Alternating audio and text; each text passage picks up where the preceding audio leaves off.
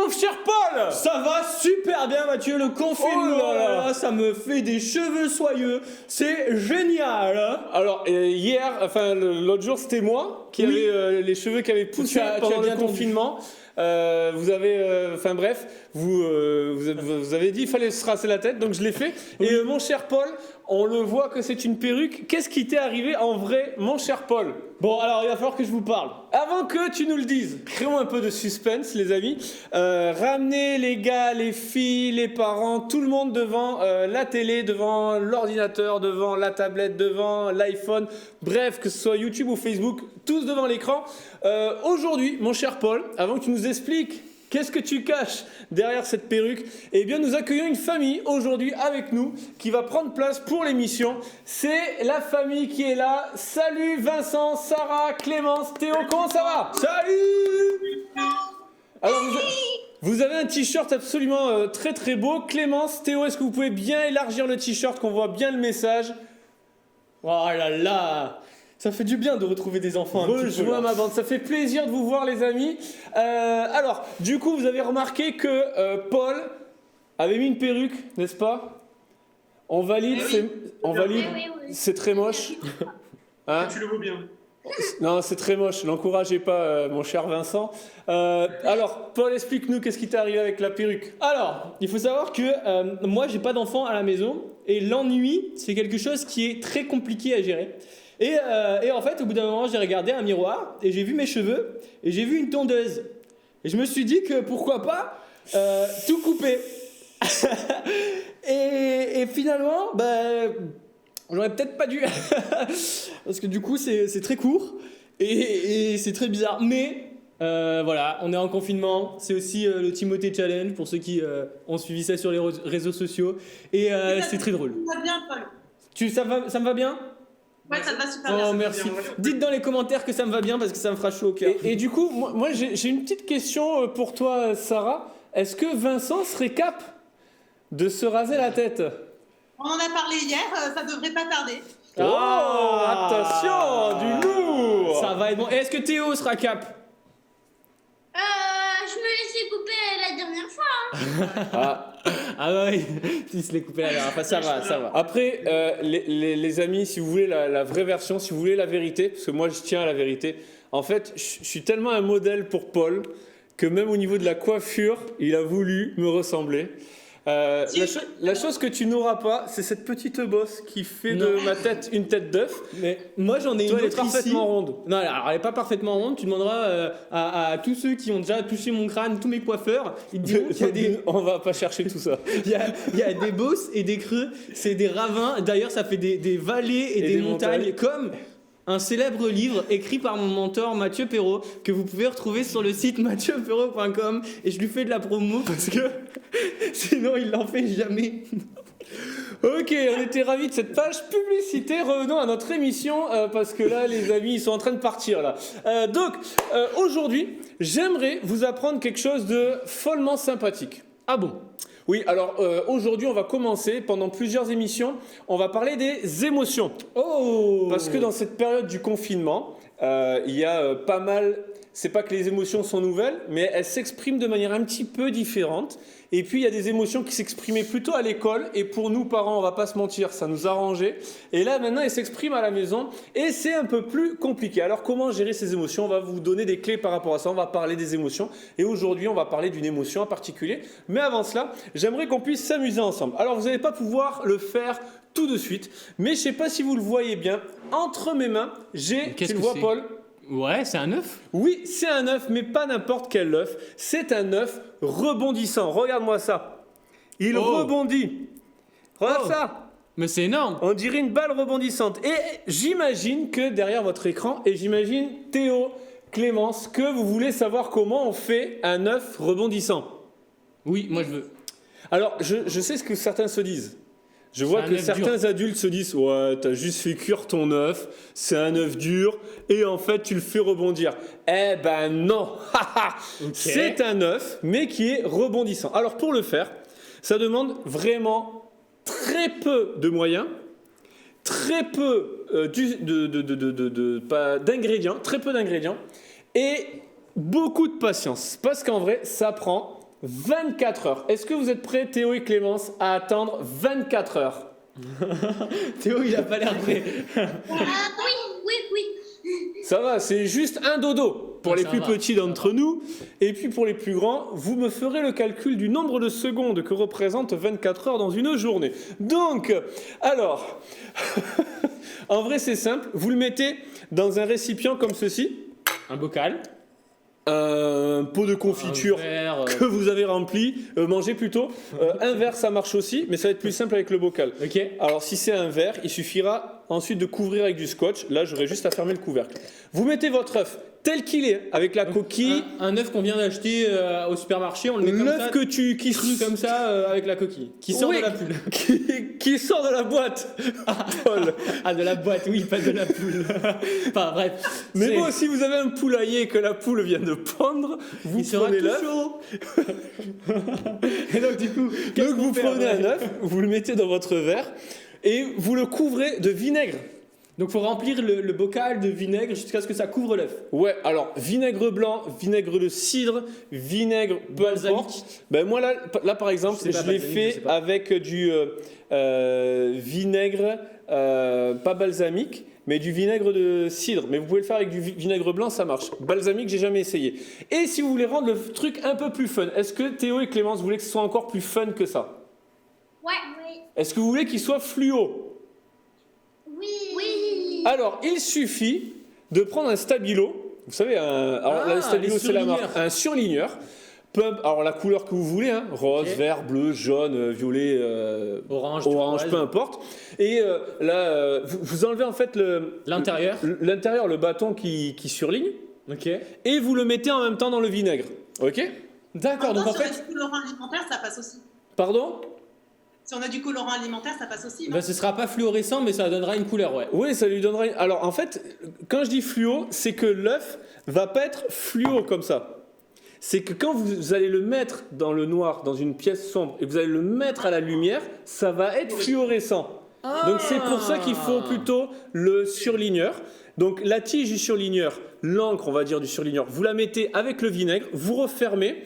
Donc si c'est un verre, vous couvrez complètement de scotch, il faut que ce soit hermétique, pendant 24 heures. Ok, et Vous après, le c'est bon. laissez, ça va sentir pas très très bon. Donc si vous avez un cellier ou un garage, mettez-le là.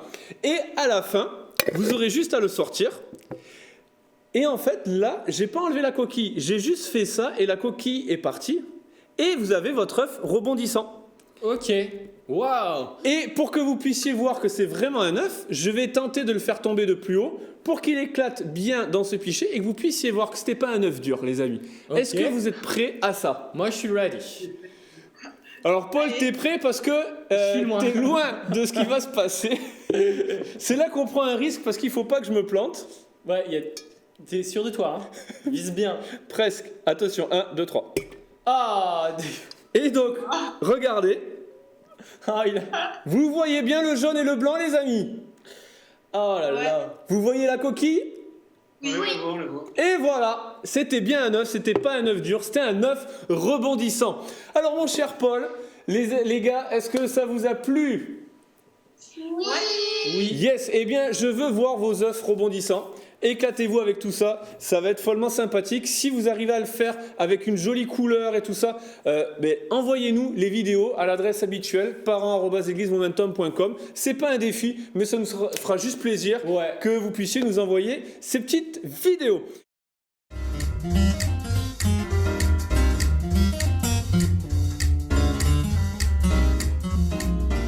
Ok, bah alors on va parler des Mayas.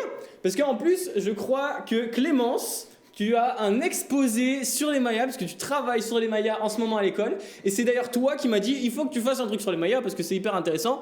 Alors du coup, je suis allé fouiller, je suis allé rechercher plein de choses, mais je pense que tu en connais beaucoup plus que moi là-dessus. Est-ce que c'est le cas, Clémence? Je pense. En plus, on avait même des livres. Vous aviez des livres sur les Mayas, trop bien. Extra. Donc alors, Clémence, est-ce que tu veux nous parler un petit peu des Mayas? Qu'est-ce que toi tu connais des Mayas? Est-ce que tu pourrais nous expliquer un petit peu quelques petites choses? Les Mayas, Déjà, ils habitaient où? les Mayas, ils habitaient au Mexique. Au Mexique. Ok, est-ce que tu sais quel continent c'est le Mexique? Exactement, mais quelle est forte. Oh là là. Ok, donc ils habitaient au Mexique. Ils habitaient au Mexique il y a longtemps ou il n'y a pas très très longtemps? Il y a longtemps. Il y a longtemps. Alors, En fait, Paul, voilà, est-ce que tu peux nous dire à quelle période exacte? Ouais, alors ils ont habité pendant à peu près 15 siècles. C'est une civilisation qui a duré vraiment très très longtemps. Et la civilisation a commencé à peu près en 600 avant Jésus-Christ. Et elle a fini vraiment des siècles et des siècles après Jésus-Christ. Ben, en 900, parce que si ça Ouais, durait après 1500, 600 plus 900, ça fait 1500. Et pour les plus scientifiques d'entre nous, vous pouvez me dire le nombre de secondes que cela représente. Et l'âge d'or.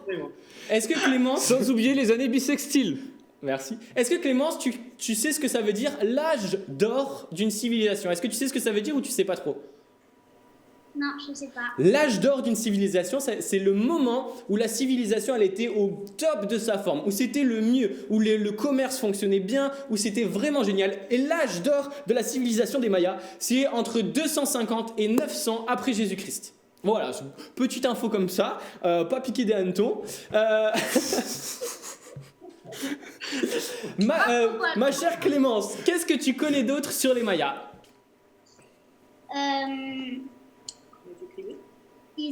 Je sais comment ils écrivaient en glyphes. Exactement, ils écrivaient en glyphes. Qu'est-ce que c'est les glyphes? C'est des petits dessins qui représentent des mots. Exactement. Ok, alors pour moi qui ne suis pas du tout Maya, civilisation Maya et tout, même si j'aime beaucoup ça, donc j'ai bien compris que c'était différent des Incas, parce que Oui. eux ils sont au Mexique, et du coup les glyphes, est-ce que ça a quelque chose à voir avec les hiéroglyphes en Alors, Égypte? Pour répondre à ta première question sur les Incas, les Mayas, les Aztèques, etc., la différence majeure qu'il y a, c'est que c'est pas la même époque, c'est pas le même endroit. Ouais, c'est ça. Et par exemple, les Aztèques vivaient en Bolivie actuelle, alors que les Mayas, c'est le Mexique. Les Incas, c'était au-dessus du Mexique et c'était plus tard, ou plutôt, je ne me rappelle plus, je sais plus dans quel ordre c'est. Mais les Aztèques, c'est les derniers. Et puis, les Mayas avaient disparu avant que les colons Ok. arrivent. Et pour répondre à ta question sur les hiéroglyphes, les glyphes et les hiéroglyphes, ça vient d'Égypte. L'Égypte, la civilisation égyptienne, c'était beaucoup longtemps avant les Mayas. Beaucoup longtemps, c'est une expression extrêmement française. Merci, Vous l'aurez Mathieu. noté. Alors que les glyphes, la différence des glyphes et des hiéroglyphes, c'est que les glyphes, il y en a moins que des hiéroglyphes. Il y a à peu près 200 à 250 caractères pour écrire. Et en plus de ça, les glyphes, par rapport aux hiéroglyphes, un glyphe peut représenter un mot ou une action, alors qu'un hiéroglyphe, c'est vraiment un son, un mot ou une action. Mais tu es un véritable puits de science, mon cher ami. Et donc, Clémence, continuons. Alors attendez 2 secondes, hop, je vais cliquer sur OK. C'est quoi qui est écrit? Utiliser les outils en ligne, une commande Java. Hop. On reprend. Alors attends. Avant de reprendre, tu vas bien faire les châteaux forts sur les émotions. C'est juste que je me suis planté entre les... J'ai juste inversé 2-3 trucs, mais tu vas bien faire Je le fais là château fort des maintenant émotions. Non, mais après, je vais t'introduire. Mais c'est pas dans une autre capsule? Non, c'est pas grave. Les Mayas, on les enlève de la colère et je ferai l'étape de multiplication avec la colère. Si tu veux. Parce que sinon, on a tout mauvais. Donc, Ok. on fait ça. Ok, et du coup Clémence, maintenant qu'on a reçu quelques éclaircissements sur les glyphes, qu'est-ce que tu pourrais m'apprendre d'autre sur les Mayas? Je vais vous dire un truc sur la monnaie, c'est qu'avant, ils n'avaient pas de monnaie, alors ils payaient avec ce qu'ils avaient, avec des objets. Ok, est-ce que tu sais comment ça s'appelle ça? Quand on paye avec des objets? Non. Ça s'appelle du... Mathieu, tu sais toi? Du troc. Du troc, c'est ça, on fait des échanges. Et j'ai senti que Vincent voulait souffler la réponse à sa fille.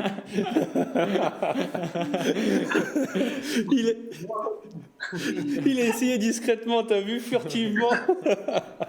Mais en tout cas, Clémence, tu connais vraiment beaucoup de choses. Qu'est-ce que tu connais d'autre? Est-ce qu'il y a encore des choses que tu veux nous apprendre? Est-ce qu'il y aurait un chef chez les Mayas? Oui. Oui, il y a des rois. Ok. C'était des rois, ok. C'est des rois, ils habitaient dans des temples. Ouais, Ok. exactement. Et les temples des rois mayas étaient au sommet d'une pyramide. Et donc du coup, ils construisaient une pyramide. Donc ils faisaient au début une pyramide en terre qui recouvrait de pierre, qui ensuite ils recouvraient de peinture. Au-dessus, tout en haut, ils plaçaient un temple dans lequel vivait le roi. Et sous ce temple-là, le roi parfois se faisait enterrer. Et le roi qui venait juste après pouvait faire le choix de recouvrir toute l'énorme pyramide par une nouvelle pyramide pour s'élever de plus en plus haut et de plus en plus haut. Ok. Et je croyais que c'était les Incas qui faisaient ça aussi. Alors les Incas faisaient aussi des pyramides, mais les plus grandes pyramides et les plus belles qu'on connaît, c'est chez les Mayas. En tout cas au Mexique, c'est les Mayas. Ok, très bien. Et du coup, alors j'ai une question, peut-être que Clémence, je ne sais pas si tu as la réponse, mais moi j'ai lu Tintin et le Temple du Soleil. C'est quelle civilisation? C'est les Mayas? Tu n'as pas lu Tintin et le Temple du Soleil? Non, j'ai pas lu Tintin et le Temple du Soleil. Ok, fort bien. Bon, ben tant pis. C'est pas grave. Je suis désolé. Par contre, j'ai une petite anecdote sur les Mayas. Est-ce que vous saviez que les Mayas faisaient un élevage d'un oiseau que nous on connaît aujourd'hui, mais on n'a aucune idée que ça vient de là-bas? C'est l'abeille? Non, c'est un oiseau. Parce que Maya l'abeille. Bon, c'est pas grave, j'ai essayé. Oh là là. Oh, j'en ai marre, là, c'est pas possible. Maya l'abeille, enfin. Mais moi je trouvais que c'était le bon moment pour la placer. Tu parles de quelque chose qui vole. Non, mais elle est bien placée, moi je trouve. Donc, il faisait. Bref, des oiseaux. Il faisait l'élevage d'un oiseau. Est-ce que Clémence, tu sais quel oiseau c'était? Le quetzal? Alors, c'est pas celui-là que je pensais. C'est un oiseau qu'on a aujourd'hui, nous, dans les basses-cours. Non. Le dindon. Le dindon vient des Mayas. Théo, il savait apparemment. Mais je savais. On savait que tu savais. Théo, il est trop fort. Qu'est-ce que tu connais d'autre, ma chère Clémence? Je vais juste te laisser nous expliquer encore une petite chose, et puis je pense qu'on arrivera à la fin de notre épisode sur les Mayas.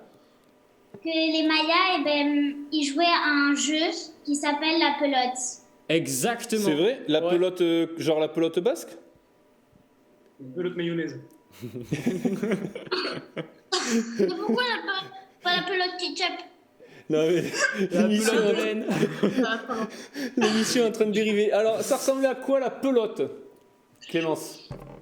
C'était une balle en caoutchouc et en fait il fallait les faire rentrer dans des cerceaux. Ça s'est illuminé dans ma tête. Je sais où c'est que j'ai vu les Mayas. C'est dans un dessin animé. D'accord. Maya l'abeille. Non, la route de l'Eldorado, parce qu'ils jouent à ce jeu-là. Ah, c'est possible. C'est possible. Oui, c'est avec la civilisation des Mayas. Voilà, merci Vincent de ton soutien. Merci beaucoup. Ok. Ils lancent une balle en caoutchouc dans des sortes de paniers.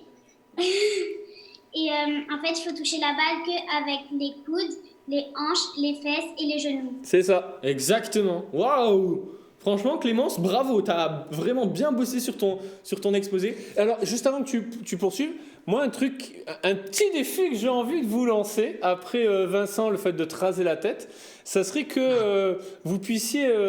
bien, là, je m'adresse à tout le monde, pas juste à la famille qui est avec nous, mais si vous voulez jouer à la pelote des Mayas, si vous arrivez à trouver le moyen de mettre le ballon juste avec... Rappelle-nous, le coude, la hanche, le genou...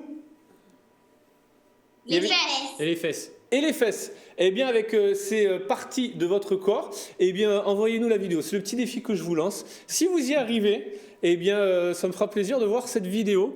Et si j'en reçois, sur l'adresse mail toujours, parents@églisemomentum.com, si on en reçoit au moins 3, je m'engage personnellement, 3 vidéos de familles différentes, je m'engage personnellement à moi aussi relever le défi. On va le faire, les amis. Juste pour conclure sur les Mayas, oui. Pourquoi on en parle beaucoup des Mayas? Parce que leur civilisation était vraiment très avancée pour l'époque, et surtout par rapport au calendrier Maya. Je sais pas si tu te rappelles, Mathieu, mais le 21 décembre 2012, on a lu dans les journaux que ça y est, c'était la fin du monde parce que les Mayas avaient prédit la fin du monde. En fait, les Mayas ont 2 calendriers qui fonctionnent, c'est un petit peu compliqué à expliquer là, mais ils ont 2 calendriers avec un calendrier religieux et un calendrier qui fonctionne avec le soleil. Et donc du coup, en lisant sur ces 2 calendriers, ils arrivent à comprendre ce qui se passe dans les étoiles, à prédire les éclipses solaires, etc. Et donc du coup, ils avaient prédit que le 21 décembre 2012, la Terre s'arrêterait parce qu'en fait la Terre a selon eux, 5000 années de vie. Et donc, du coup, comme elle avait commencé avant Jésus-Christ, et que du coup, ils n'avaient pas les mêmes années que nous, ils n'étaient pas en 2020 comme nous, là, c'était différent. Au bout de 5000 ans, la Terre allait exploser, et ça tombait le 21 décembre 2012. Et puis, si nous sommes là aujourd'hui, c'est forcément la preuve qu'ils se sont légèrement trompés. Ou que la prédiction n'était tout simplement Pas bonne. pas une prédiction. Mais en tout cas, est-ce que tu as d'autres choses à nous apprendre, Clémence? Non. Non? Ça va? Est-ce que ça t'a plu qu'on parle des Mayas? Oui, beaucoup. Yes. Et les amis, je vous encourage, si ça vous intéresse les Mayas, d'aller voir l'épisode de C'est pas sorcier sur les Mayas, qui moi personnellement m'a tout appris. Donc je En redonne fait, le gars, il ma a fait un plagiat. Je redonne ma source totalement. Alors j'ai lu des livres, et j'avais déjà bossé aussi avec mes élèves sur les Trop Mayas. tard, trop tard. Mais j'avoue que C'est pas sorcier. C'est fini. Quand je l'ai re-regardé, ça m'a rappelé Ouais. beaucoup de En choses. fait, il a Et- regardé hier soir et tu nous as fait l'émission. Tu peux me laisser terminer s'il te plaît? Merci. Et donc du coup, je voulais juste vous dire que si ça vous intéresse, cette émission est très bien faite, et en plus ils se rendent là-bas pour voir les pierres, pour voir comment c'était taillé, etc. Et c'est très intéressant. Donc si ça vous intéresse, allez voir l'émission de C'est pas sorcier sur les Mayas. Alors moi, je n'ai pas besoin... Oui, Théo, pardon, je t'ai coupé. Clément, tu l'as vu, c'est pas sorcier. Ah, tu l'as vu toi? Ah. Non, Clémence l'a vu. Oh. Ok. Bon, alors moi, j'ai pas vu, mais par contre, dans la prochaine émission, je vais vous apprendre les tables de multiplication grâce à mes deux mains. Alors, je sais pas si tu savais, mais d'ailleurs, juste par rapport aux Mayas, ils comptaient en base 20 et pas en base 10. C'est hyper intéressant. Je pourrais faire une émission entière encore plus sur les Mayas, mais je t'en parlerai tout à l'heure parce que du coup, eux, ils n'avaient pas des 4 centaines, ils n'avaient pas des centaines, ils avaient des 4 centaines, ils n'avaient pas des milliers, ils avaient des 8 milliers. Et puis, c'était pas du coup des dizaines, c'était des vingtaines, et c'est hyper intéressant. Et ils fonctionnaient avec des points, des barres, etc. Bref, allez voir l'émission de C'est pas sorcier, c'est hyper bien expliqué. Mais pardon, Mathieu, je te laisse. Alors sinon, vous pourrez voir aussi la prochaine émission de Momentum Junior et je vous apprendrai les tables de multiplication avec les mains. Voilà, mais ça, ce sera dans la prochaine émission parce que là, mon cher ami Paul, avant que tu nous parles d'une émotion particulière, parce qu'on va quand même parler d'une émotion, c'est la peur. Ouais. On a tous peur, on a tous eu peur, on aura tous peur. Et comment on doit gérer la peur? Parce qu'on voit dans la Bible des gens qui ont eu peur. Et puis la Bible nous dit, n'ayez pas peur, pas pour dire que la peur c'est un péché, la peur c'est une émotion, on en a besoin, mais comment gérer sa peur? Qu'est-ce qui peut calmer nos peurs? Et avant de parler de ça, et que surtout tu nous l'illustres avec une image que vous pourrez tester à la maison, vous, les familles, eh bien parle-nous des émotions de manière générale. Tu as une image pour nous, j'allais dire, sceller ça dans la tête pour qu'on puisse le mémoriser. Alors en fait, j'ai beaucoup réfléchi à comment ça fonctionne notre tête, comment fonctionnent nos émotions, et ça, je l'ai piqué chez personne, c'est juste moi. C'est vrai, c'est un truc qui vient de toi. Ça, c'est 100%. Attention, là moi. c'est de l'exclusivité, les C'est amis. copyright. Vous ne c'est trouverez juste ça moi. nulle part ailleurs. Voilà. Peut-être dans son livre un jour. N'en dis pas trop, Mathieu. Peut-être, ça viendra. En tout cas, je voulais vous imager notre tête et ce qui se passe dans notre tête comme un château fort. Je ne sais pas si vous avez déjà vu un château fort, mais un château fort, ça a plusieurs choses. Déjà, il y a des tours, il y a des remparts et il y a un donjon. Ok? Oui. Est-ce que ça te parle, Théo? Oui. Est-ce que tu arrives à imaginer dans ta tête un château fort? Ouais, un beau château. Ton âme de chevalier elle ressort là, c'est bon? Et- Un chevalier. Ouais. Et en fait, ce château fort, il est un petit peu particulier. Parce que chaque tour de notre château fort correspond à une émotion. Alors, combien il a de tours, Alors, ton château fort? Moi, dans mon exemple, j'ai pris juste 4 tours. Alors Ok. qu'il y a plus d'émotions, mais c'est Oui. juste qu'avec ces 4-là, ce sera plus parlant pour les enfants. D'ailleurs, j'en profite pour dire qu'on ne parlera pas de toutes les émotions dans nos émissions. Et c'est dur, hein, émotion, émotion, c'est compliqué. Mais on va en parler de quelques-unes. Et dans un instant, on va parler de la peur, mais continue ton château fort. C'est ça. Alors sur une des tours, on va voir, c'est la tour de la peur. Ok? Ok. L'autre tour, ce sera la tour de la colère. L'autre tour, ce sera la tour de la joie. Et l'autre tour, c'est la tour de, j'ai oublié, il y a la peur, la joie, la tristesse. Ok, donc on a nos 4 tours de nos 4 émotions différentes. Alors, avant d'aller plus loin, est-ce qu'ils sont quatre émotions? Vincent, est-ce que tu pourrais nous faire la peur, s'il te plaît? Mime-nous la peur. Oh, bien joué, bien joué, bien joué. Clémence, est-ce que tu peux nous faire la tristesse? Oh. Théo, est-ce que tu peux nous faire la colère? Sarah, est-ce que tu peux nous faire la joie? Merci beaucoup. Alors, vous êtes trop fort. Vas-y, continue ton château fort. Ok, donc ça c'est notre château fort. Et puis au centre de notre château fort, on a notre donjon. Et je sais pas si vous avez vu le film Vice Versa, mais le donjon c'est un petit peu comme dans Vice Versa. Il récolte tous les souvenirs de ce qui nous arrive. Donc, alors comment ça se passe? Dans notre tête, on a notre château fort, et ce qui arrive jusqu'à dans notre tête passe par les yeux. Okay, les yeux sont un petit peu comme des lance-pierres, des énormes lance-pierres qui lancent pas des pierres, mais qui lancent à notre cerveau tout ce qu'on voit. Okay, ils prennent ce qu'on voit et ils nous lancent à notre cerveau. Ok? Est-ce que tu arrives à suivre pour l'instant? Oui. Très bien. Et en fait, ce qui va nous lancer dans notre cerveau, on va dire que c'est un petit peu comme des œufs. On a vu les œufs tout à l'heure, c'est un petit peu comme un œuf qui va nous lancer dans notre cerveau. Et suivant sur quel tour ça tombe, notre œuf, il peut se transformer en un animal différent. Par exemple, on voit une situation, donc notre lance-pierre nous lance un œuf qui tombe sur la tour de la colère. Théo, tu peux nous refaire la colère? Exactement, et quand l'œuf tombe sur la tour de la colère, il se transforme en bébé dragon qui crache du feu, qui est en colère, on dirait qu'il va exploser comme nous le faisait Théo super bien. Ça c'est la colère. Quand l'œuf il tombe sur la tour de la colère, ça se transforme en dragon. Ok? Maintenant imaginons que notre œuf il tombe sur une autre tour, par exemple la tour de la tristesse. Ok? Eh bien ce petit œuf va se transformer en hibou, en chouette. Parce qu'en fait, quand on est triste, on n'a qu'une seule envie, c'est de se retrouver tout seul, comme une chouette qui vit la nuit, comme un hibou qui vit la nuit. Et puis on regarde avec des grands yeux, et puis on rentre un petit peu la tête. Et puis ça, c'est quand on est triste, on a envie d'être tout seul. On n'a pas envie qu'il y ait grand monde qui soit autour de nous. Par exemple, si notre œuf, il tombe sur la tour de la joie. Tu peux nous refaire la joie, s'il te plaît, Sarah? Oui! Elle le fait parfaitement parce que l'animal qui correspond à la joie, c'est un petit colibri. Je sais pas si vous savez ce que c'est un colibri. Un colibri, c'est un petit oiseau qui vole super vite parce que quand on est joyeux, on a envie de courir partout, on a envie de sauter dans tous les sens, on est à fond parce qu'on kiffe ça, on kiffe la joie, c'est super cool. Et il nous manque une dernière émotion, Mathieu, c'est laquelle? La peur. La peur. Quand l'œuf tombe sur la tour de la peur, il se transforme en manchot. Tu sais ce que c'est un manchot, un pingouin? Oui. Pourquoi il se transformerait en manchot, Mathieu? Est-ce que tu sais? Alors, est-ce que tu peux nous le faire, Paul? Alors. Non, je sais pas pourquoi il fait ça. Parce qu'en fait, il est paralysé. Il est paralysé, il marche pas très bien, et en plus, il fait froid là-bas. Donc il tremble. Et quand on a peur, on tremble de peur. Oh là là, mais quel acteur! Bien sûr. Et donc du coup, nous, en fait, on peut faire le choix, pendant que l'œuf il est encore en l'air et qu'il n'a pas atterri sur une des 4 tours, de choisir sur quelle tour il va atterrir. On peut choisir de le faire atterrir sur la tour de la colère et que ça se transforme en dragon, sur la tour de la peur ou que ça se transforme en manchot, sur la tour de la joie que ça se transforme en colibri, sur la tour de la tristesse et que ça se transforme en... Si tu veux que je te fasse ton histoire, tu me le dis. Non mais attends, il y en a 4, je dis tout le temps dans le désordre, alors bon.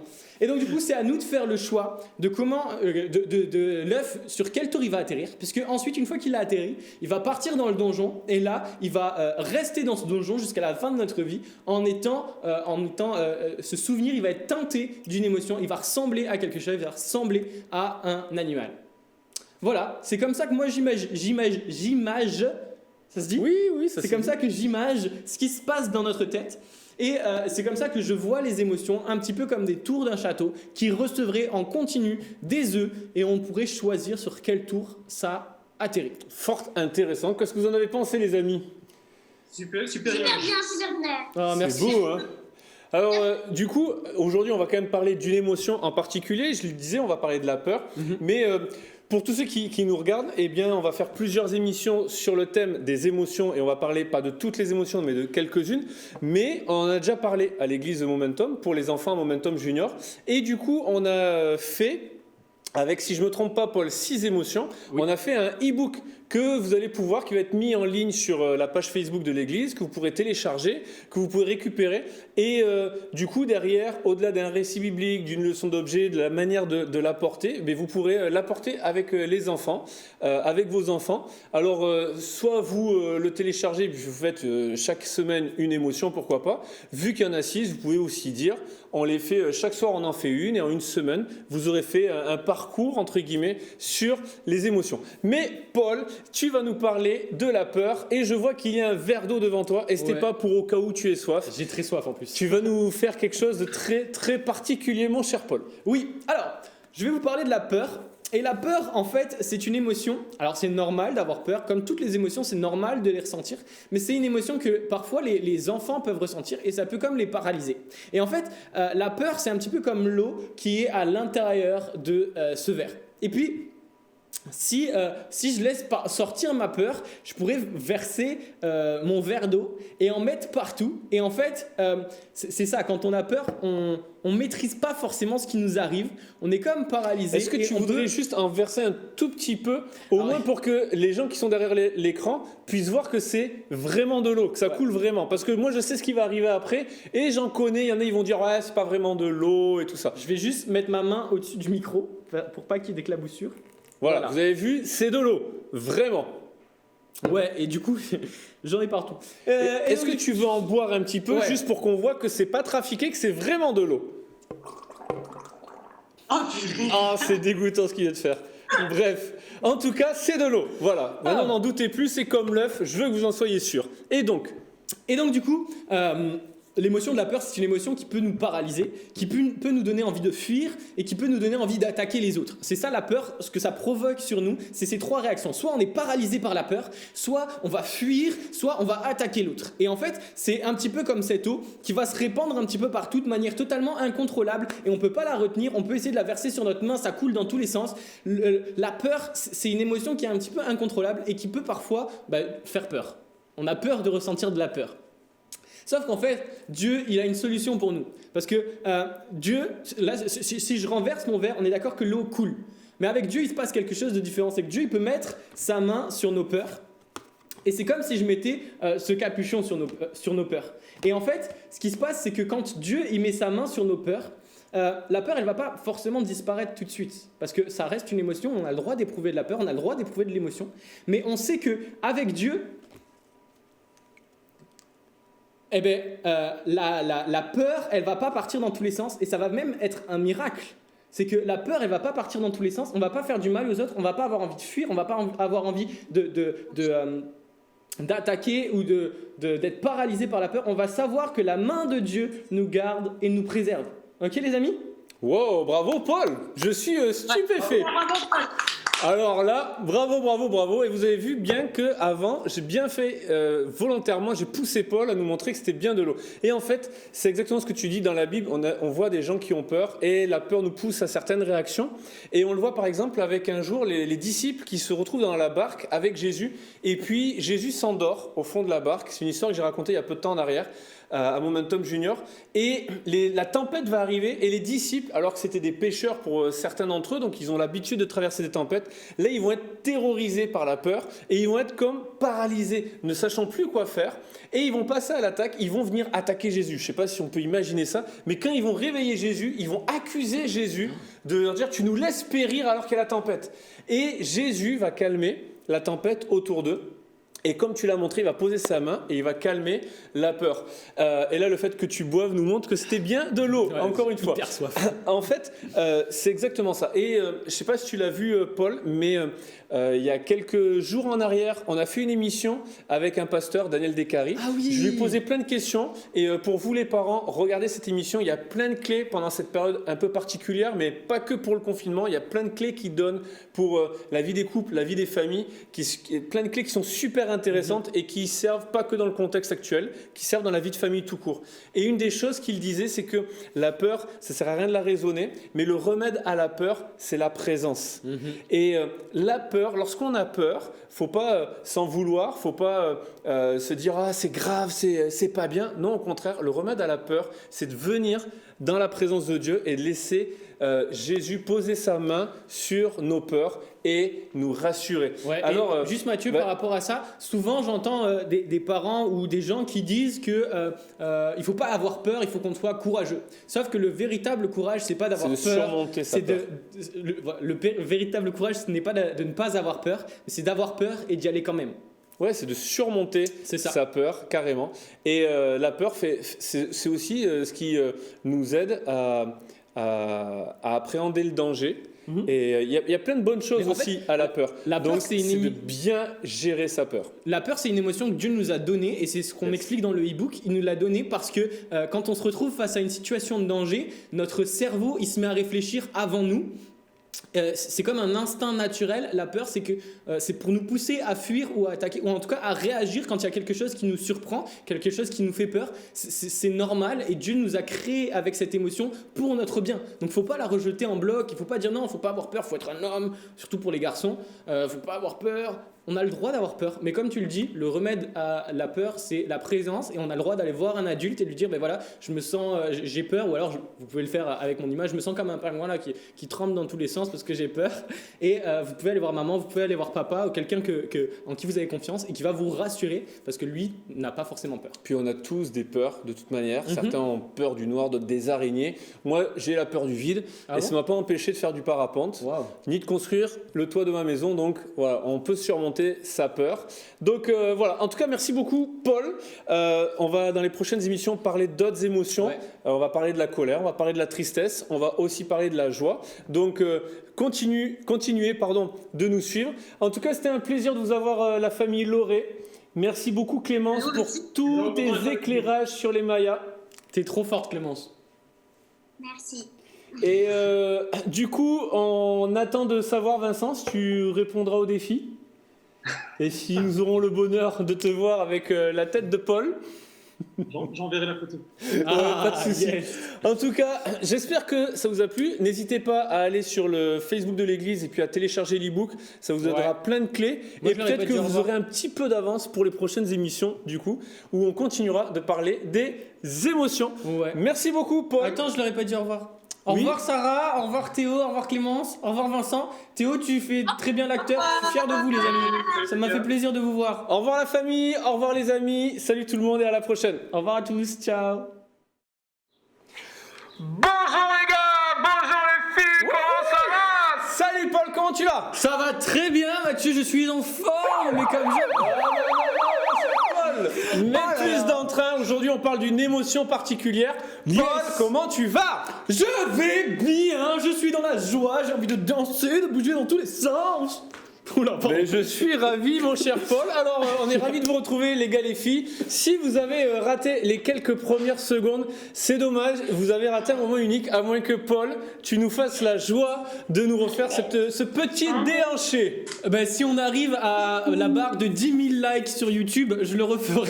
Punaise, alors là, tu prends pas tout de suite. En tout Pas cas, youtubeur. nous ne sommes pas que tous les deux. Non. Parce que nous accueillons une famille aujourd'hui. Comment ça va? La famille Anna, Zélia, Lilika et Meili. Ouais. On est dans la joie aussi. Ça va bien les filles? Oui. Alors, ça fait comment du se bien. passe le confinement pour vous? Bien. Alors, c'est dans la joie qu'on vit ce confinement ou pas? Oui, ça va. Ouais. Mais Je suis pas convaincue. Hein. Un petit peu. Ok. Ah bon? Et qu'est-ce qui est pourquoi un petit peu? T'es triste de ne pas voir tes copines, c'est ça? Ouais. Ouais. Bah, et il n'y a pas un petit peu C'est très bien. Mais par contre, ça me manque pas du tout l'école. Tu m'étonnes. Merci pour ta franchise. Mais par contre, est-ce que Zélia. Momentum Junior, ça te manque quand même? Oui. Ah. Oui, en vrai, oui. Hein. Ah, en vrai, en vrai. Ça y est. Et les filles, est-ce que vous avez reconnu? D'expérience. Ah si.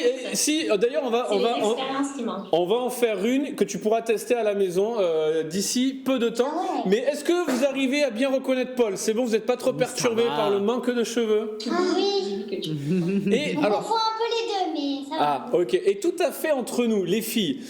Parce qu'en fait, Paul, il a fait ça parce que Timothée, que vous connaissez bien, il a lancé un Timothée Challenge. Il s'est rasé la tête. Et puis, on a des amis qui ont commencé à se raser la tête. Alors, bon, je sais le fond de leur cœur, hein, ils veulent me ressembler. Mais, du coup, Paul s'est lancé là-dedans. Et les filles, est-ce que ça serait pas un joli défi? Merci pour tes jolies grimaces, Meili. Mais est-ce que ça serait pas un joli défi de demander à votre papa de se raser la tête? Ça pourrait être sympathique quand même, ça, non? Ouais. Moi, je veux voir la photo. Et Il là, n'a jamais vouloir, mais oui. mais faut le faire quand il dort. Oh, bah d'accord. Tu leur donnes des bonnes idées, Mathieu. Ou pendant un match du Barça, un moment où il est bien concentré là, pendant un le moment où confinement, un Lionel match de Messi, foot. le meilleur joueur du monde, soit sûr. dit en passant, va tirer un penalty. Là, je sais que Jonathan, il est en pleine concentration et là, bam.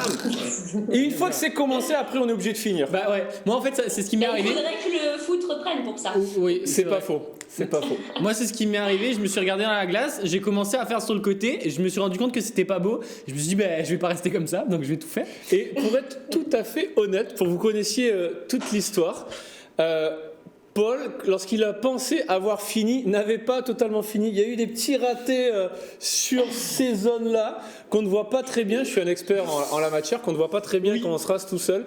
Et donc voilà, Paul a dû J'ai finir dû, plus tard. Fignoler, mais du coup. Parlez encore plus fort. On l'entend là. Ouais, mais ça fait mal aux oreilles par contre. Trop fort. Merci Zélia pour ces commentaires particuliers. Alors aujourd'hui, on continue de parler des émotions et on l'a dit, Paul, ne casse pas tout, ne casse pas le décor, Paul. Donc, on continue de parler des émotions. On a parlé déjà de la peur, on a parlé de la colère et aujourd'hui, on va parler de la joie. Et puis, on va pas parler de toutes les émotions. Alors, je le redis, c'est quelque chose qu'on a déjà parlé avec les enfants de Momentum Junior à l'église Momentum. Et on en a fait un e-book et j'en reparlerai tout à l'heure. Mais du coup, aujourd'hui, on va parler de la joie. Mais avant de parler de la joie, eh bien, mon cher Paul, la famille Dubois que tu vois là. Alors, moi, j'aime beaucoup cette famille parce que déjà, il n'y a que des filles. Ouais, ah bah, Et du à part coup, le papa. j'ai l'impression d'être moins seul. Par contre, il en manque juste une pour égaler les Perrault. Il manque juste une petite sœur. Zélia, tu voudrais pas une petite sœur, Zélia? On a Léonie, hein. On a déjà une quatrième fille dans la famille et qui a même fait des bébés. Oh, On a ouh là là. une lapine qui a fait 3 petits lapros. ok. On a encore 2 autres filles et 2 garçons en plus à la maison. Oh là là. On a la totale, on vous bat. Alors, moi, on vous bat. Mais Mathieu Ça y est, Perrault, c'est il le va faire concours. d'autres enfants. Moi, je le dis. Et il n'y a pas que ça, hein. Il n'y a pas que ça, il y a aussi le père. Oui, Ah oui. le père, Père, évidemment. c'est un lapin sauvage. Ok. Qui se balade Et dans la alors, jungle. j'ai une question. Qui s'occupe des lapins en vrai à la maison? Bah nous, les filles, tout le monde. Tout le monde? Et- Sauf papa. Aïe, aïe, aïe, aïe, Ça, aïe. c'est sûr. Aïe, aïe, aïe. On les caresse des fois. Là, on les bébés. Oui, bah après, on va voir. Alors bouge pas et dans un instant tu iras nous chercher les bébés pour nous les montrer, ok? Mais pour l'instant, ma voix, je sais pas pourquoi elle est partie dans les aigus. Ok. Elle est partie chercher les bébés aussi. Ouais. Et donc la famille Dubois, c'est une famille qui est très créative. Et d'ailleurs, je vais profiter qu'on ait Anna, parce qu'en fait, pour ceux qui ne le savent pas, qui ne connaissent pas Anna, Anna est une enseignante. Elle fait partie du corps enseignant. Et pour vous, le confinement, c'est un moment, un vrai défi pour vous de gérer. Je sais plus, tu as plus d'une centaine d'enfants à gérer. Toi, tu enseignes au collège. Et du coup, on profite de t'avoir toi pour remercier tout le corps enseignant, tout le personnel de santé, tous ceux qui travaillent dans les commerces, qui travaillent fort pendant ce temps de confinement, qui prennent des risques et qui permettent que la vie et certains besoins assez essentiels et vitaux puissent continuer. Comment toi tu vis le défi quotidien avec le confinement, les élèves, les devoirs et tout ça? Comment tu le gères? Alors, nous, on s'est dit que déjà, j'allais commencer par me lever plus tôt que toute la famille pour faire mes élèves à moi. Ouais. Donc, je gère mes élèves quand tout le monde dort le matin. Ok. Et ensuite, les filles, on a dit qu'on ne commencerait pas les devoirs avant 10h30 du matin. Donc, jusqu'à 10h30, je m'occupe de mes élèves. Et après 10h30, c'est les filles. Et on s'est dit qu'on ferait que le matin aussi. Donc, on fait au maximum le matin. Mais l'après-midi, pas de devoirs. Ok. Eh ben écoute, c'est follement, c'est animé, c'est cool. Paul, on a perdu Paul, il est en fou rire total. Et donc, Vous imaginiez bien qu'avec ces phénomènes, ça n'allait pas être tranquille. Hein. non, mais c'est cool, c'est ça qu'on veut. Mais En qu'est-ce tout qu'elle cas, m'a manqué, ça fait trop bizarre de les voir. Ce qui est génial, c'est que du coup, l'après-midi, vous faites plein d'activités manuelles. Et donc, Ouais. vous avez fait le jeu. Juste après le repas, on a quand même 30 minutes de lecture en famille. Donc, tout le monde lit tranquillement. Bah on n'aime pas ça. Et voilà, t'es avec les bébés lapins. bras pendant qu'on fait la lecture. Ok, donc ça occupe. Et après, on fait des jeux. Et donc ouais, j'ai vu les jeux, le jeu de loi géant, vous avez fait un château fort avec des papiers toilettes. Dans un instant, vous allez nous montrer ça. Mais du coup, vous nous avez donné des idées aussi au niveau de faire des animaux avec des rouleaux de papier toilette. En ce moment, Paul, quand tu vas reprendre tes esprits, eh bien aujourd'hui, le rouleau de papier toilette, c'est quelque chose que tout le monde a à la maison. Oui, à foison. Et du coup, chaque fois que vous avez fini un rouleau de papier toilette, ne le jetez pas, on peut faire plein de choses avec du papier toilette. Et entre autres, on peut faire des animaux. Oui. Alors, je sais que toi, tu ne sais pas en faire. Non, moi j'ai essayé. Mais par contre, Anna ou l'une des filles, est-ce que vous pouvez apprendre à Paul à faire un animal assez facilement? Il a 3 rouleaux de papier toilette. Qu'est-ce qu'il peut faire avec ça? On vous écoute. Alors, qu'est-ce que t'as fait, toi, Zélia, comme animal? Moi, j'ai fait Un narval. Un narval. Alors, est-ce que tu peux nous le montrer, ton narval? on sait pas où il est. Donc, Mais c'est pas grave, on va afficher la photo. vous allez pouvoir mettre la photo que... Il est vivant. Il s'est parti. Il s'est barré. Ok. Il a rejoint la chasse d'eau. Alors, on va vous mettre aussi, vous allez voir une photo pour faire un crocodile. Ouais. Parce que dans un instant, Paul va nous parler des crocodiles. Les filles, est-ce que vous avez peur des crocodiles? Non. Non. Est-ce que vous avez déjà vu des crocodiles en vrai? Oui. Non. C'est ici dans les eaux. Vous faites partie de la même famille ou pas?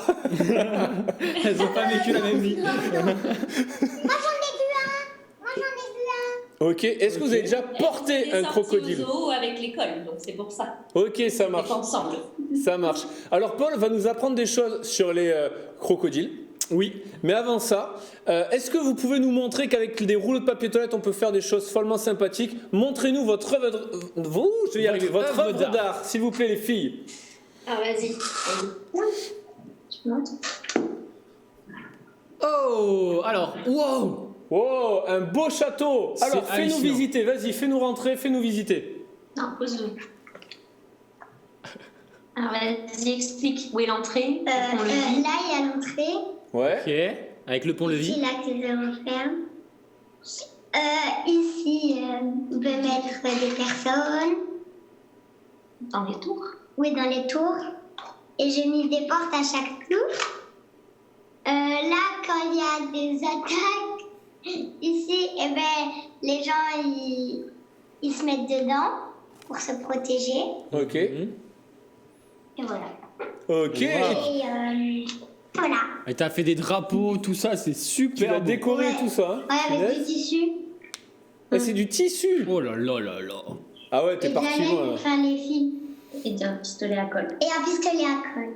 Ok, mais comme Wow. quoi, avec un peu de matériel, on arrive à faire des choses fort Ouais, il y a sympathiques. beaucoup de créativité. Et du coup, ça me donne une idée, Mathieu. Peut-être que vous, à la maison, vous pourriez essayer aussi de faire un château fort, de faire un truc, un château. que ce D'ailleurs, soit- avant que tu ailles plus loin, Paul, tu nous as parlé, Et quand tu nous as parlé des émotions, tu joues avec quoi? tu nous as parlé des châteaux forts, avec la tour de la tristesse, la tour de la joie et tout ça. Donc vas-y, donne-nous ton idée. Ouais, mon idée, ce serait de réussir à faire un château, que ce soit en papier toilette comme ils l'ont fait ici dans la famille Dubois. Et j'ai joué avec mes Playmobil. Hein, Et pour jouer avec les Playmobil, mais si vous êtes pâtissier, pâtissière, faites-nous un gâteau en forme de château de fort. Si vous êtes sculpteur de pierre, faites-nous un vrai château fort en pierre.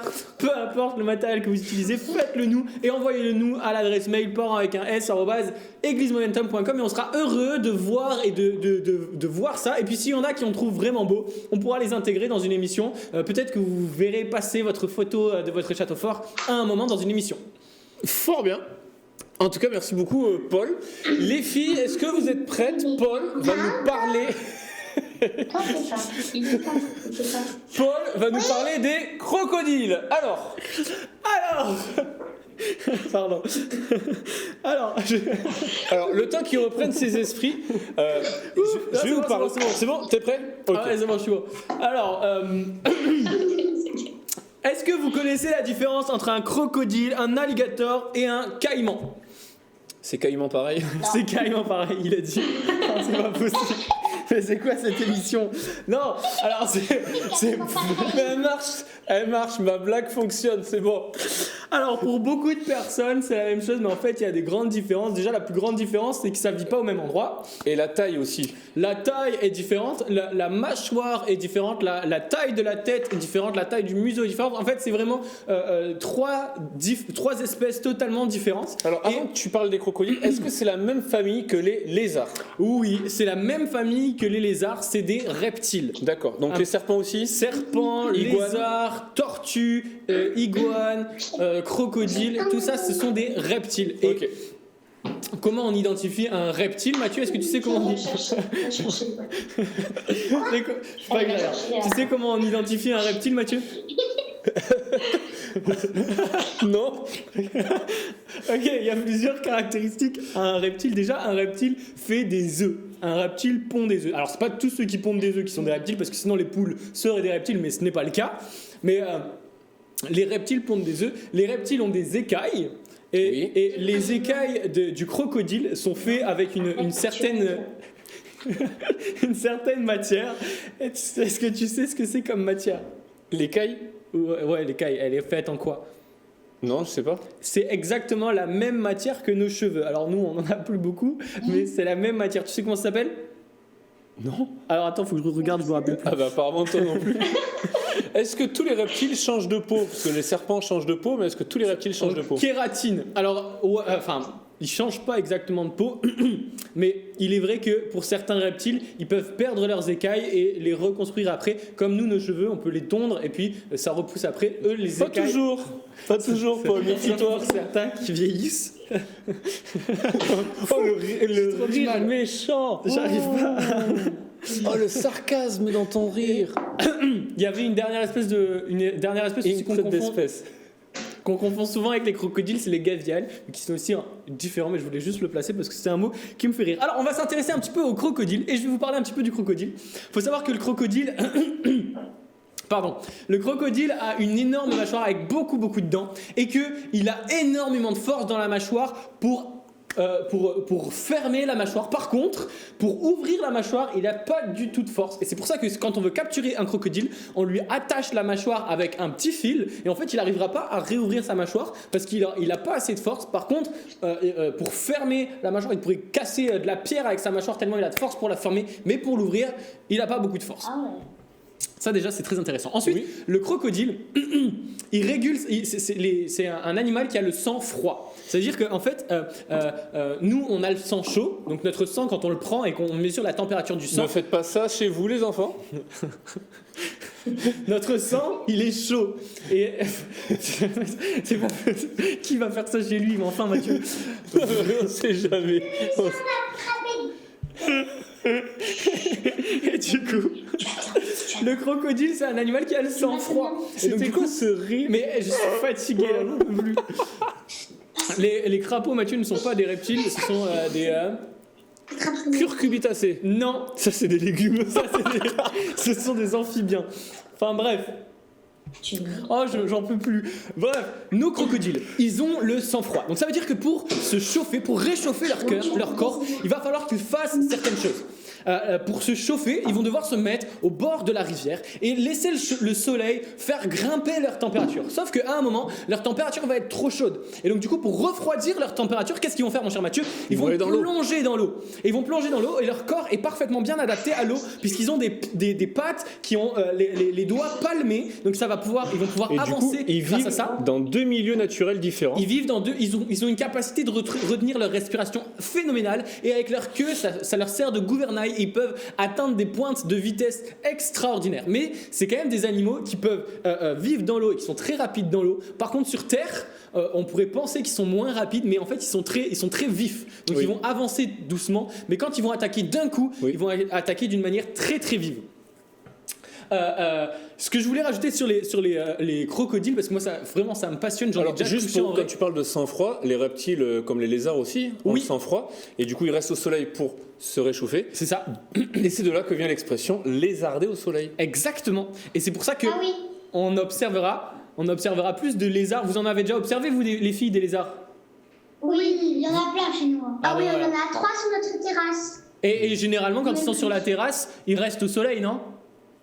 Oui. Oh ouais, Ah mais oui. c'est exactement ça. C'est pour réguler leur température, pour avoir chaud. Ils sont obligés de se mettre au soleil. Et c'est pour ça qu'on ne voit pas de lézards pendant l'hiver. Parce qu'il fait froid. Et donc, du coup, ils vont se cacher dans un endroit où il va faire assez chaud. Et ils vont généralement soit hiberner, faire une semi-hibernation. En tout cas, ils vont plus sortir pendant cette période-là. On le disait tout à l'heure, les reptiles pondent des œufs et les crocodiles pondent des œufs. Et en fait, c'est hyper intéressant de voir comment ça se passe à l'intérieur d'un nid de crocodile. Est-ce que les filles, vous avez déjà vu un nid de crocodile ? Non. Non. Ok, en fait, moi je suis allé dans un parc spécialisé pour les crocodiles et je suis allé voir un nid de crocodile. C'est hallucinant. On dirait un tas de petites branches qui sont les unes sur les autres. Et en fait, la femelle crocodile, elle va pondre des œufs à l'intérieur. Et suivant les œufs, où est-ce qu'ils sont, ça va donner des mâles ou des femelles. Je vous explique. En fait, le nid, en bas, il va faire froid. Il va faire entre 28 et 30 degrés. Et entre 28 et 30 degrés, donc en bas, ça va donner des femelles. Ensuite, au milieu, il va faire entre 30 et 32 degrés. Et donc là, on va avoir à la fois des mâles et à la fois des femelles. Et au-dessus, on va avoir que la température entre 32 et 34 degrés. Et là, on va avoir que des mâles. Donc en fait, si on prend un œuf de crocodile et qu'on le met à une certaine température, on peut décider de si ça va être un mâle ou si ça va être une femelle. C'est incroyable ça. Ça, c'est pratique, ça, hein. Ouais, c'est hyper pratique. Et d'ailleurs, du coup, c'est ce que font les scientifiques quand ils s'occupent de crocodiles et qui veulent faire de la reproduction et qui veulent qu'il y ait l'espèce elle grandisse. Ils vont prendre les œufs et ils vont les mettre à une température qui leur convient pour faire des mâles ou des femelles. Alors, du coup, j'ai une question. Ouais. Ça veut dire que les crocodiles... Enfin, une question... Vas-y. Est-ce que ça veut dire que les crocodiles pondent plusieurs œufs et combien ils en pondent à chaque... combien de temps ils mettent de gestation, combien de temps ils mettent, combien ils en font par an, enfin j'en sais rien, tu vois, tout ça. Ouais, alors, j'ai plus les chiffres exacts, mais je sais que une couvée, il peut y avoir plusieurs œufs, il peut y avoir une quinzaine d'œufs, si mes souvenirs sont bons, parce que en fait, il n'y a pas tous les œufs qui vont survivre. C'est comme avec les tortues. Les tortues, elles vont sur la plage, elles pondent des œufs, Oui. mais il y en a que certains qui vont réussir à traverser, à sortir À du revenir nid, vers la à mer. traverser la plage et revenir dans l'eau. Pour les crocodiles, c'est un petit peu pareil. Il y en a certains qui vont éclore avant et qui du coup vont essayer de manger et tout ce qu'ils vont trouver à leur portée, c'est d'autres œufs. Donc du coup, parfois il y en a qui meurent comme ça. Il y en a qui vont pas réussir à sortir. Il y en a qui en sortant vont se faire manger par d'autres prédateurs. Et il y en a qui vont réussir à rejoindre l'eau et à grandir. Alors tant que tu parles des œufs, ça me fait penser que dans une des émissions précédentes, je vous ai appris à faire un œuf rebondissant. Exactement. Donc si vous avez un œuf Oui. de crocodile, eh bien vous pourrez apprendre à faire un œuf, en tout cas un œuf rebondissant. Ouais, Mais en tout cas, continue. c'est méga gros un œuf de crocodile, c'est à peu près cette taille-là, là, c'est quand même bien impressionnant. Et donc moi, quand j'étais à ce zoo-là, j'ai eu la chance de pouvoir m'approcher d'un caïman et de pouvoir le toucher de ma main. Et je vous assure que c'est très particulier de toucher un caïman. J'ai aussi eu la chance de porter un serpent sur mes épaules, de voir les crocodiles juste au-dessus de moi, etc. C'était impressionnant, c'était fou. Et j'encourage tous ceux qui peuvent le faire à aller voir des animaux dans les zoos parce que c'est vraiment une chose incroyable. Alors après, il faut voir aussi dans le zoo comment ils sont traités, Oui. etc., etc. Mais ok, et du coup, est-ce que c'est froid quand tu touches un crocodile? Alors c'est très particulier parce que quand tu touches au-dessus, en fait le crocodile il a ses écailles et dessous il a une plaque osseuse. Donc quand tu touches au-dessus en fait tu touches, ça a pas vraiment c'est pas chaud ou c'est pas froid, c'est juste dur et bizarre. Par contre quand tu touches en dessous, quand tu touches son ventre, au niveau de son ventre il n'a pas d'os. Et donc du coup tu peux toucher vraiment ses organes et en fait vraiment c'est froid, c'est bizarre. C'est très bizarre. En plus c'est doux, mais Alors, c'est très particulier. Est-ce que, je sais pas pour vous les filles, mais moi je me suis posé une question là quand tu parlais. Est-ce que les crocodiles, Ouais. c'est des animaux qui existaient déjà du temps des dinosaures par exemple? Alors ouais, c'est des animaux qui viennent avec les poules par exemple, ça fait partie de la classe des animaux qu'on pense qui étaient présents déjà dès l'ère préhistorique, dès les dinosaures. Et c'est d'ailleurs à cause du crocodile, du caïman, etc. qu'on pensait que les dinosaures avaient des écailles et non des plumes. Et c'est que après, et peut-être que vous l'avez vu l'émission où on parle des dinosaures, on a découvert que les dinosaures avaient des plumes, mais à cause du crocodile, on pensait qu'ils avaient des écailles. Alors c'est pas exactement le même animal qui était au temps des dinosaures, parce que cet animal-là a évolué, il a légèrement changé, comme la poule. Mais ouais, les scientifiques nous disent qu'il était là au temps des dinosaures. Du coup, les filles, est-ce que, d'après vous, quel est le plus gros entre le crocodile, l'alligator et le caïman? Aucune idée. Je connais pas l'alligator et le caïman, donc je peux pas savoir. Ok, Paul, alors, Caïman, je crois. Alors, c'est qui le plus gros, c'est qui le plus petit? le caïman, c'est le plus petit. Ouais. Ok, le caïman c'est le plus petit, il vit, on peut en trouver en Amérique du Sud. Ok, l'alligator c'est celui du milieu en fait, c'est celui qui il peut être assez grand mais il sera pas plus grand que le crocodile. Il vit en Louisiane, il vit aux États-Unis, au sud des États-Unis et il est quand même assez grand et il peut être, c'est avec lui qu'on a le plus d'accidents. Et le plus gros, le plus massif. D'ailleurs, aux États-Unis, des fois, ils en trouvent dans les canalisations et dans les piscines et tout ça. C'est vraiment dangereux. C'est vraiment dangereux. Dans les parcs de golf, etc., il peut y en avoir. Et le plus gros, c'est le crocodile. Et notamment, on connaît très bien le crocodile du Nil, qui est un des crocodiles les plus connus.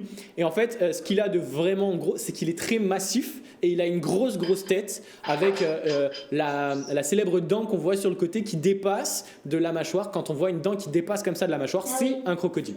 Et d'ailleurs, on avait parlé une fois, pour parler de la bienveillance, du crocodile du Nil et d'un oiseau qui s'appelle le fluvian d'Égypte. Le fluvian d'Égypte. Oui. Et en fait, explique-nous un petit peu. Après, moi, je vais parler de la joie. Ouais, alors, le crocodile du Nil, comme je le disais, il se met sur le bord de la rivière pour prendre le soleil. Et ce qu'il fait, c'est qu'il ouvre un large bec, il ouvre grand sa bouche. Et puis, le fluvian d'Égypte, c'est un petit oiseau.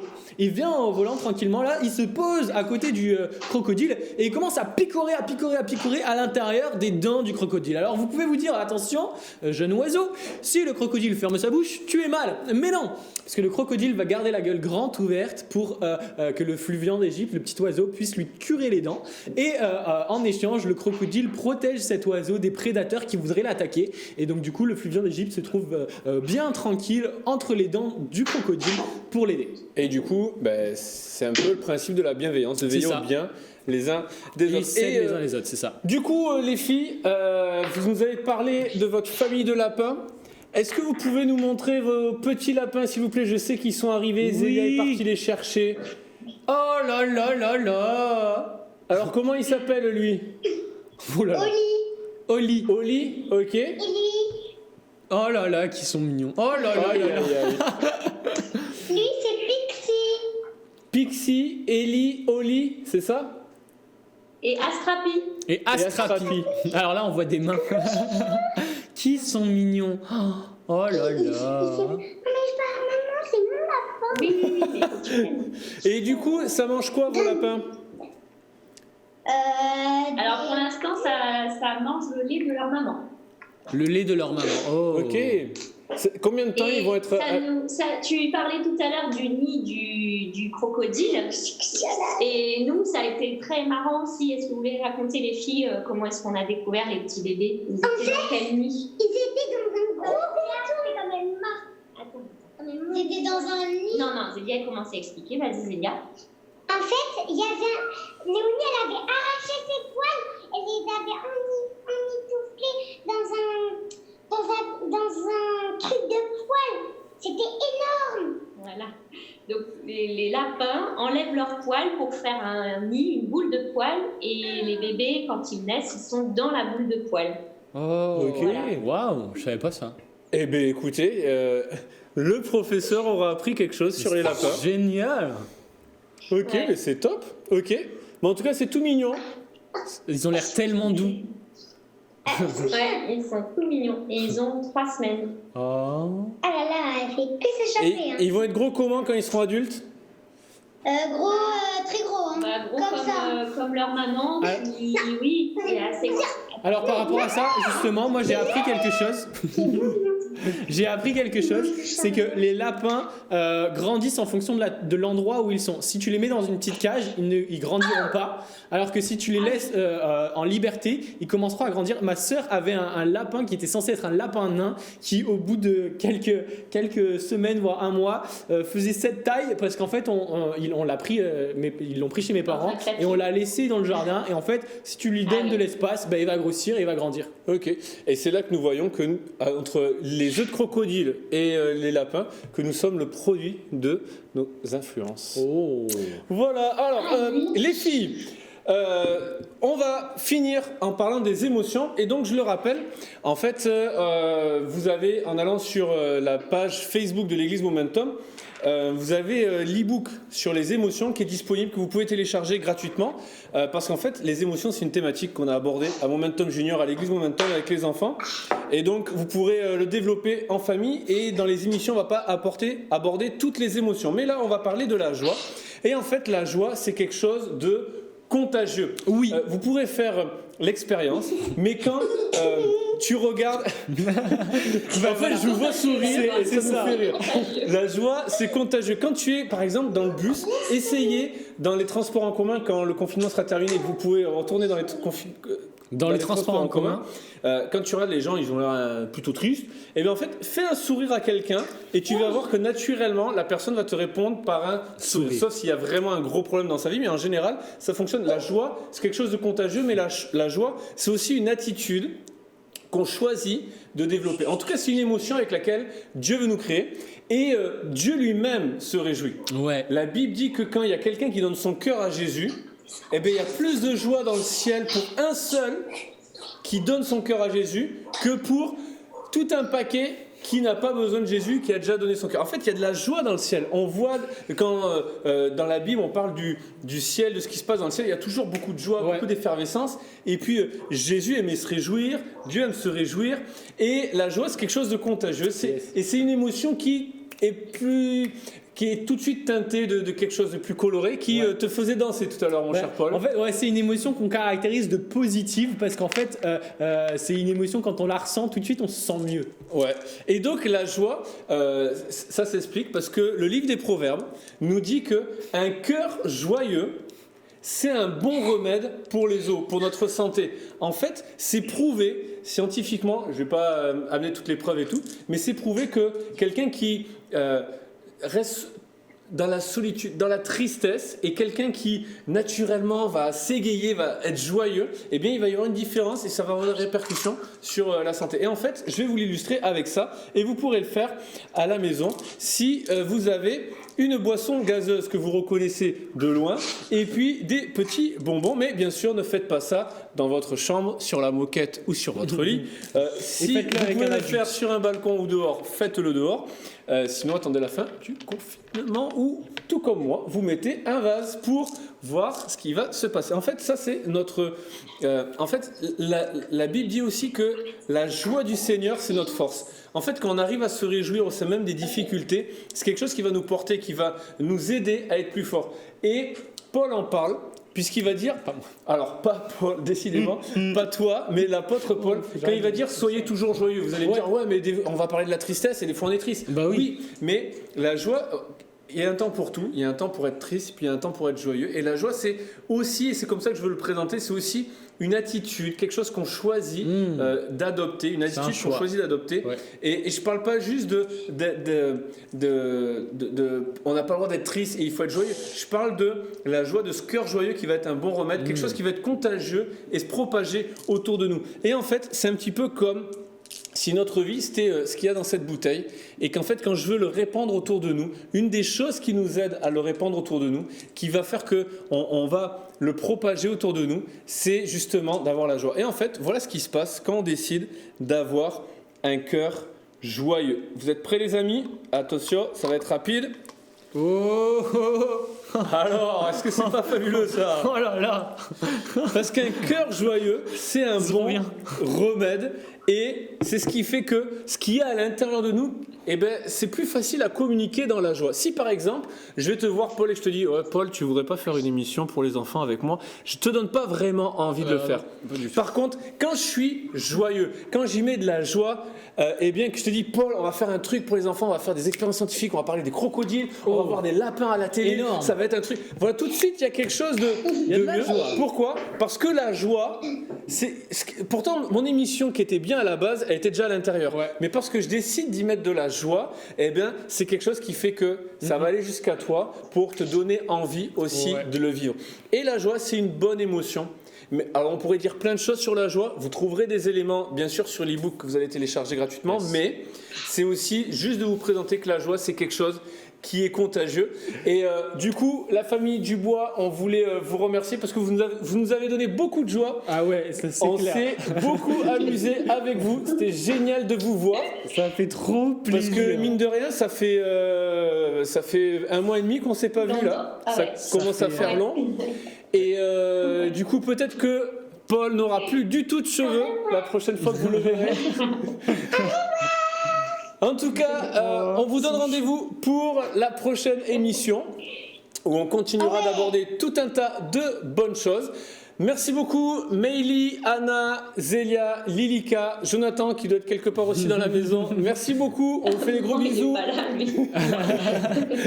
Il a fui, il est parti. Il a eu du Il est répit, en il s'est train dit de yes. peindre le garage, lui. Ok, en tout cas, merci Paul, merci la famille. Merci Mathieu. On vous dit à On dit au bientôt et à la prochaine émission. Bye bye tout le monde.